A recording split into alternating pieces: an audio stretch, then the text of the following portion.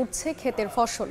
বিস্তারিত জানাতে ঠাকুরগাঁও সদরে আছেন সহকর্মী জিয়াউর রহমান বকুল। সরাসরি যাচ্ছি তার কাছে।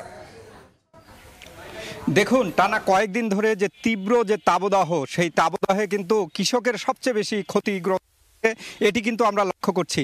আমরা যেই মাঠটিতে এসে হাজির হয়েছি, এখানে যা দেখা যাচ্ছে ফসল, তা হচ্ছে টমেটো, বাঁধাকপি বা বেগুন, অন্যান্য যে রয়েছে, যে সবজিগুলো আবাদ করেছে কৃষক, এতে করে এই কৃষকের যেই ফলন উৎপাদন কিন্তু অনেকটাই ভালো হয়েছিল।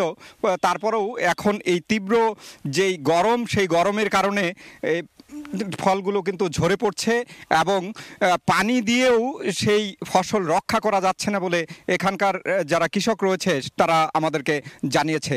তারা বলছেন যে এই পরিস্থিতিতে যদি চলতে থাকে তাহলে সবজির যেমন ক্ষয়ক্ষতি হবে, তেমনি কিন্তু যারা এই সবজি উৎপাদনের ক্ষেত্রে জড়িত অর্থাৎ কৃষকরা, তারা ঋণ করে ঋণের বোঝা মাথায় রেখে তারা কিন্তু এই সবজি উৎপাদন করেছে, তাদের যে লোকসান, সেই লোকসান পুষিয়ে ওঠা অনেক বেশি কষ্ট হয়ে যাবে বলে আমাদেরকে জানিয়েছেন।